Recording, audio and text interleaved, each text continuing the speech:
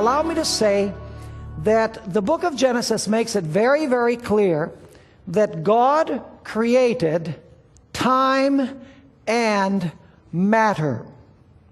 God is the originator of time and matter.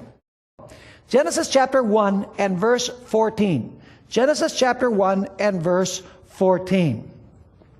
It says here, "Then God said, let there be lights in the firmament of the heavens, to divide the day from the night, and let them be for signs and seasons, and for days and years."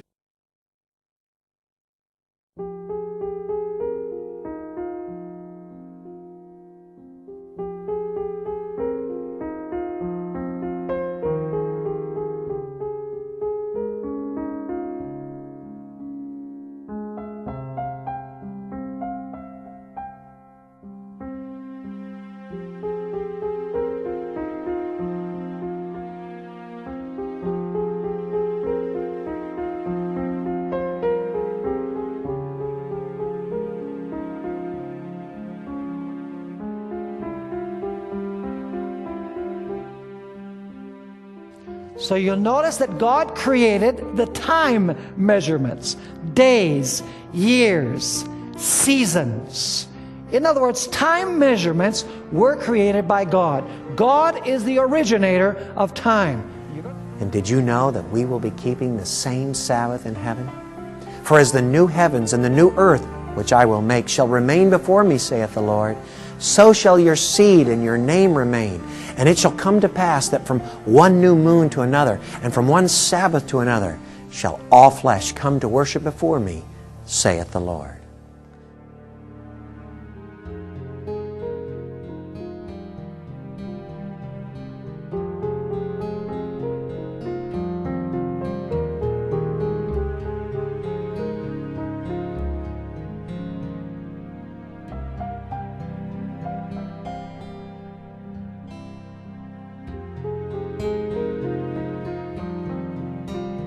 But here's how you separate the two from new moon to Sabbath. And the Bible shows that they're not the same. Isaiah 66, verse 22 and 23, verse 23.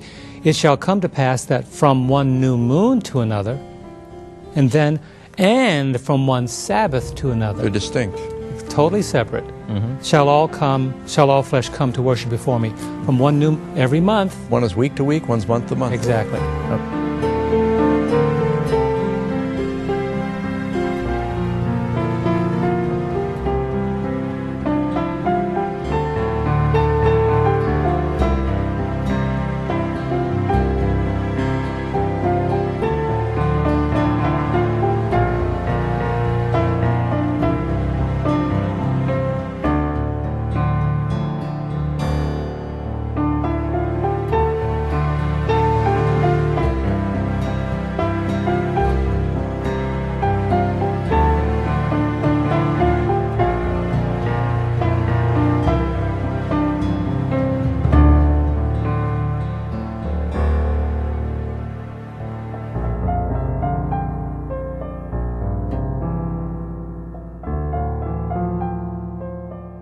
Although he did not set an exact date, Miller believed that Jesus would come between the spring of 1843 and the spring of 1844, based on the Jewish calendar.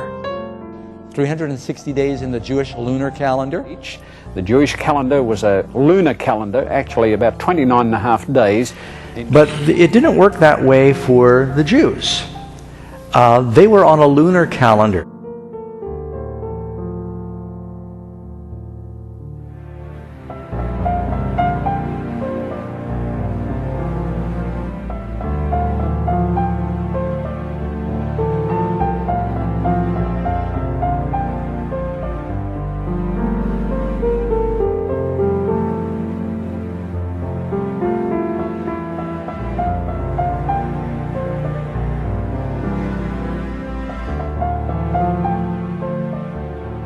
The New Jerusalem itself will eventually be established here, and from one new moon to another, and from one Sabbath to another, all flesh will come together to worship the Lord on planet Earth.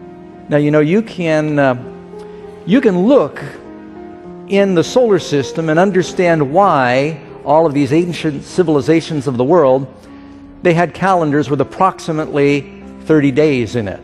That's because of the lunar cycle. That's where we get the word for month. It's from the word moon, because it takes that long for the moon to go through its cycle. So all of these ancient cultures, whatever their religions were, had a month with about the same number of days.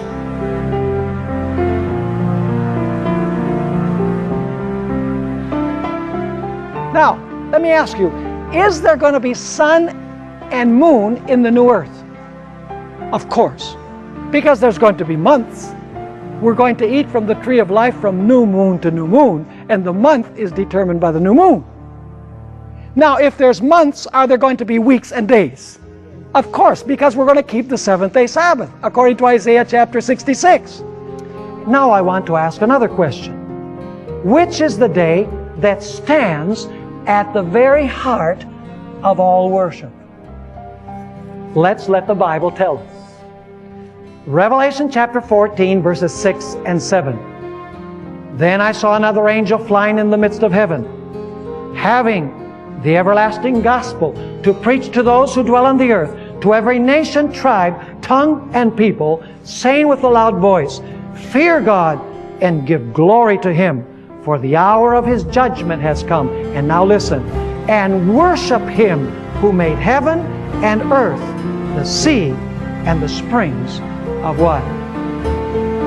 The first angel's message calls us to worship whom?